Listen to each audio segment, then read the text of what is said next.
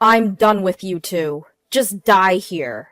My husband left those words hanging in the air as he abandoned me and our 4-year-old daughter in a snowy mountain. Within the dense wilderness, I had no idea where we were.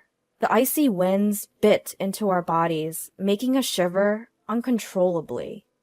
We just have to follow Grandma, my daughter suddenly exclaimed. I looked in the direction she pointed, but there was no one there. Still, I decided to follow her lead, because my beloved daughter has some strange power. My name is Nancy, a 32-year-old remote worker. I met my husband Mark, of the same age, at a group blind date. Mark was a charismatic entrepreneur since college and a smooth talker. I fell in love with him and decided to get married. Mark's family was well respected in our local area, so our friends admired and envied our relationship. Shortly after our wedding, at the request of my in-laws, we moved in with them. They were kind people, but my mother-in-law required constant care due to her frail health. Nancy, I heard you are a nurse. My wife is so frail, and I've been so worried. We are grateful that you came into our lives. If I can be of any help, I am more than happy to do so, I replied. I quit my job as a nurse to take care for my mother-in-law and started working from home, as I always wanted. I've always enjoyed web designing and creating websites, so I turned my hobby into my profession. It was a job I could do at my own pace, without any strict deadlines. However, one thing that bothered me was that even after 3 years of marriage, we hadn't been blessed with a child.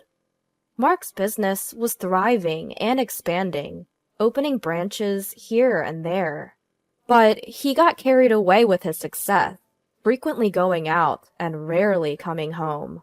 Listen, Mark, your mom isn't doing well. You should spend some time with her. I'm sure she wants to see you, even if she doesn't say so. Huh? You are there for her, aren't you? I'm busy. No matter how much I pleaded for his mother, Mark didn't listen. I wanted to show our child to my bedridden mother-in-law, who didn't have much time left, and I felt guilty that I couldn't do that. I'm sorry we couldn't give you a grandchild yet. Don't say that. I'm satisfied to have a daughter like you, Nancy. My kind mother-in-law was like my real mother, since I lost my parents at an early age. On days when the weather was good, I would take her for walks in her wheelchair, or make nutritious soft-boiled food that she could have with ease. I did my best to make her life comfortable. One day, she called me to her bedside. I'm glad. You're going to have a lovely daughter soon. She'll be born around the time jasmine will bloom, so name her Jasmine. I would be delighted if that's true. I was puzzled by my mother-in-law's strange words, thinking that maybe her sickness was causing her to hallucinate. Not long after, she passed away, leaving me utterly devastated. I had been by her side every day for the 3 years since we got married.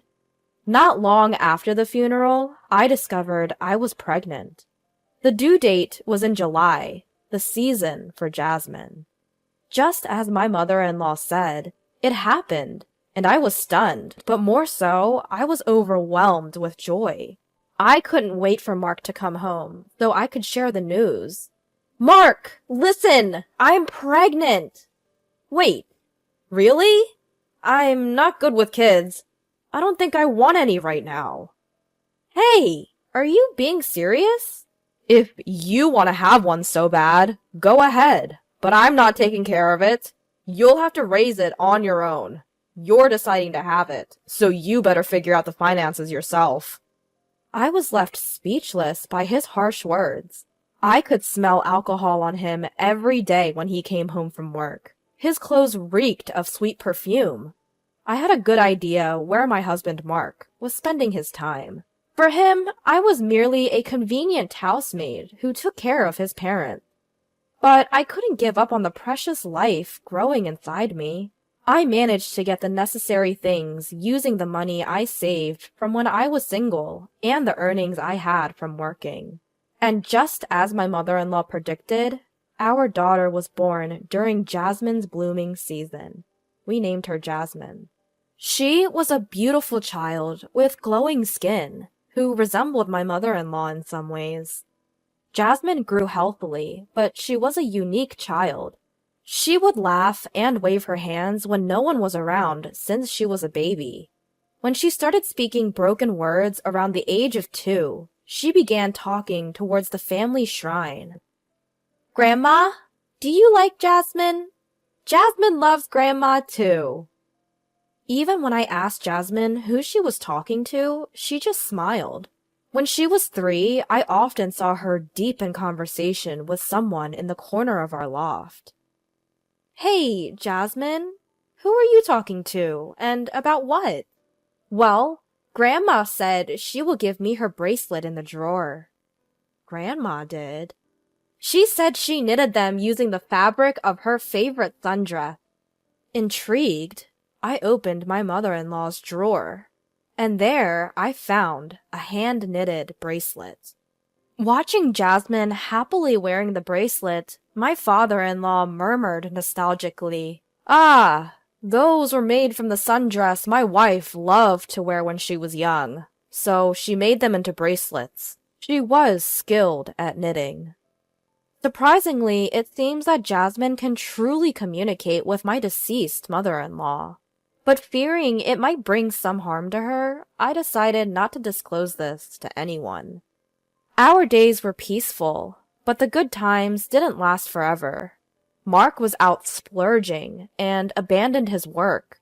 His company was now on the verge of collapsing. We could barely afford our living expenses, relying on the money my father-in-law provided and my earnings. Eventually, Mark had to ask his father for financial help. Thanks to that, his company was somehow able to recover. But would Mark, who continued to lead a carefree lifestyle, change? I was feeling skeptical.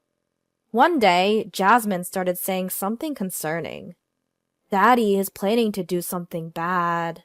"What do you mean?" "I don't know, but Grandma seems worried. She told me to be careful." I didn't quite understand what she meant, but her words lingered in my mind. What kind of trouble could Mark get into? Is it something related to his company? A woman? Money? I thought about it, but without any evidence, I couldn't confront him. But just to be safe, I started carrying a voice recorder. And I told my daughter not to tell her father that she could see her grandmother. It was because I had a vague feeling of unease. Then I found numerous receipts from strip clubs and bars while going through Mark's stuff. Despite the company's financial struggle and even after asking his father for help, his habit of going out hadn't changed. I also found a note saying, "Consult the gang about the plan." What was the gang referring to? If what my daughter says is true, my mother-in-law has been warning us. It might be indicating that danger is approaching for me and Jasmine. I got shivers running down my spine. For several weeks afterward, I was on guard, but in the end, nothing more happened. Gradually, my sense of caution was pushed to the back of my mind, and I resumed my daily life. One day, my husband, unusually in high spirits, spoke to me. "Thanks to Dad's assistance, my business is doing better, and we're making greater profits. So, how about we go on a family vacation after a long time?" Long time? More like for the first time. "Oh, is it?" Jasmine was so young. I booked a hot spring near an amusement park in the mountains. Jasmine will surely be thrilled. Is that so? My heart was wavering. Though there are still some doubts about my husband, I couldn't completely ignore the desire to believe him, who was showing his gentle face, like old times. If my husband has genuinely changed his mind, this could be an opportunity to mend our relationship. With this thought, I agreed to the family trip. And as I prepared for the trip, I gradually forgot about what my daughter had said and was excited about the long-awaited trip. On the day of the trip, I was surprised to see the rental car my husband had borrowed. It was equipped with snow-tread tires, which made me slightly afraid, thinking we were heading into a snowy mountain. But I couldn't refuse at the last minute, fearing it would spoil the trip and my husband's mood. I quietly sat in the back seat of the car driven by my husband with my daughter. But in hindsight, I should have been more cautious. More than an hour after our departure, it felt like my husband was driving deep into the mountains, saying we were heading to the hot spring. Moreover, there was quite a lot of snow. Soon, we passed by the interstate and started driving on a side road, and I thought something was wrong. "Hey dear, isn't this road strange? Do you think there would be a hotel on a mountain trail that's this off the interstate? Are you sure we're on the right route?" But my husband didn't answer anything and continued driving, his frightening face frowning, looking straight ahead. Feeling anxious, I held my daughter tightly and bit my lip. And then, on the path where there was no road, my husband abruptly stopped the road. "You two are of no use to me anymore. Sleep quietly here." Saying that, my husband dragged me and my 4-year-old daughter out of the car. "Oh, I almost forgot. I'll be taking your phone with me." "Wait, dear!" No matter how much I screamed, my husband ignored me. And the moment he started the car, he turned to us, smirked, and drove away. No way. We were left behind. Snow was falling all around, and we didn't even know where we were in the thick forest. My husband had taken my phone, but I had secretly put a spare one in my backpack. Unfortunately, there was no signal, and I couldn't call for help.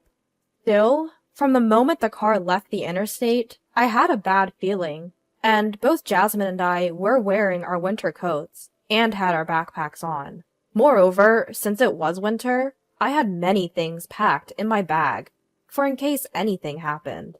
Although I thought it would be fine, my daughter Jasmine's words had been lingering in my mind. I had prepared various things just in case, but I never expected this to happen. The wind that blew was as cold as ice, making me shiver down to my core. I took out a disposable hand warmer from my backpack, warmed my body, and calmed Jasmine down by giving her a caramel candy to chew on.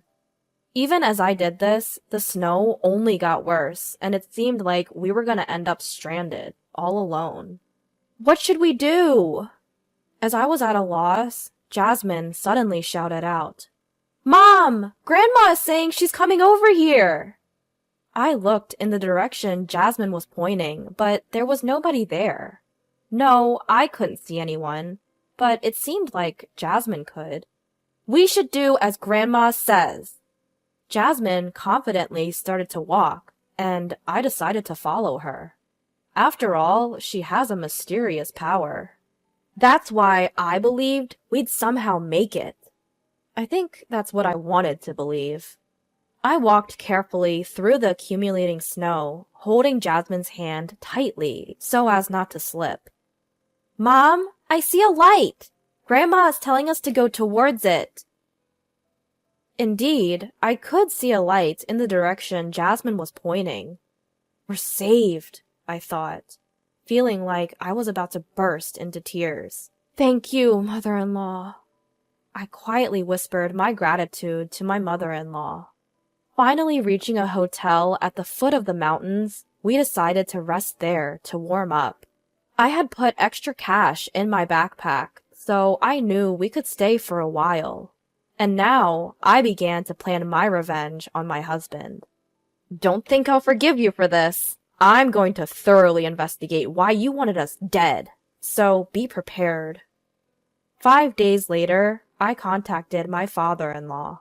My father-in-law was very surprised to hear from me, but when he found out that Jasmine and I were safe, he was very happy and came to pick us up from the hotel. According to my father-in-law, my husband had been telling people that my daughter and I fell into a valley in the snowy mountains and died. I was flabbergasted. On top of that, he apparently said, "We searched, but couldn't find them. It doesn't look like we'll be able to find them until spring. And it's sad to leave it at that, but we're going to hold the funeral first." Despite my father-in-law telling him to wait a little longer, he was going ahead with the preparations. Furthermore, my father-in-law handed me something. With that, I found out a shocking truth. Upon visiting my husband, sure enough, preparations were underway for our funeral. Large photographs of Jasmine and I were being displayed as portraits. Then, Jasmine and I suddenly appeared on the scene. "What? How come?" The relatives helping with the preparations were shocked, almost dropping to their knees. Stunned and staring wide-eyed at us, my husband blurted out a silly voice. "Huh? You're alive?" "Unfortunately for you, we're alive and well." How?" "You thought we would die as you planned, didn't you? After you left Jasmine and I deep in the snowy mountains." "What are you talking about?" People around us began to stir. No surprise there. If my husband intentionally left us, even though he told everyone we had fallen into a valley in the snowy mountains, this would be a serious crime. "Stop lying!" "Can you say the same after hearing this?" I played an audio from the hidden voice recorder I had. "I don't need you guys anymore. Just die here." Mark's voice echoed, and the people present started to stir even more. "I never said that! She's making up lies!" He tried his best to shut me up, but his face was pale and his mouth was trembling. To finish him off, I played a video from my phone. In the video, Mark said, "As planned, I abandoned them in the snow-capped mountains. With the life insurance money from my wife and daughter, my company can recover, and I can also enjoy a luxurious lifestyle. Of course, I'll also repay the loan I took from your group with some extra, so please, wait a little." The video perfectly captured him on the phone with someone in the car. He tried to shut off the camera in a hurry, but it was too late. Everyone was whispering, giving Mark cold, scornful looks. "How did this get out? Who was it?" "I asked your father to copy the footage from the dash cam in the rental car you used." "Dad, you abandoned your own son? Why would you side with a complete stranger?" Mark said as he confronted my father-in-law. However, it seemed that my father-in-law was very angry, glaring at Mark with a terrifying expression. "Well, it's no surprise that he would abandon you. After all, you secretly took out a large life insurance policy on not only Jasmine and me, but also on your father." I wonder, when you mentioned group, did you borrow money from a sketchy organization and then targeted our lives? Unbelievable. My father-in-law stood imposingly, thrusting a life insurance policy he found in Mark's drawer at him and shouting, "You were planning to kill me too, weren't you? You wanted all my assets to yourself, didn't you? How dare you call yourself my son?" And so, with accusations from his father and evidence piling up, Mark, now cornered with no way out, made a startling statement. "Look, everyone ended up alive, so it's all good, right? I was forced into doing this by loan sharks. I had it tough too, so forgive me. Don't make me laugh. There's no way I can forgive you. I'll be reporting this to the police. No way! We're a family! You can let this slide, right? Please? And so, Mark got on his knees and bowed in front of us. My father-in-law and I looked at each other in disbelief. I'm sorry. I'll change my ways. Please forgive me. Spare me from the police. I'll turn my life around. With his forehead rubbing against the floor, shedding tears, snot, and drool, Mark made a truly pitiful sight. There's absolutely no way. I'm utterly disgusted with you. You can go to hell. Mark probably expected his apology to solve the situation, though hearing this, he was shocked. One of the relatives who had been listening to our exchange had apparently reported it to the police, and the police arrived to take Mark away. In the end, with all the evidence against him, Mark was convicted of a serious crime for attempting to take the lives of his wife, daughter, and his own father. He will likely be behind bars for a very long time. My husband's company went bankrupt, and it's clear that his life will be miserable even if he gets out from jail, as his family, including my father-in-law, have all turned their backs on him. Furthermore, his friends who led my husband astray have also been arrested. We obviously got divorced, and I won full custody of our daughter, Jasmine. In addition, at the earnest request of my father-in-law, Jasmine and I formed a special adoption bond with him and received his inheritance as a gift while he's still alive. Now we live with my kind father-in-law. He and I enjoy watching over Jasmine's growth. My father-in-law often tells me, "Find a good man and get remarried. I will give you my blessings." But for now, I have no intention of getting married. I am more than happy with my life right now. The other day, Jasmine whispered in my ear, "Grandma says she's glad, but we can't meet her anymore, so she's saying goodbye." It made me a bit sad, but if it means that there's nothing my mother-in-law needs to protect us from anymore, then I guess it's a good thing. Dear mother-in-law, I will protect Jasmine with everything I have. I made a promise to her today as I placed my hands together in front of her grave.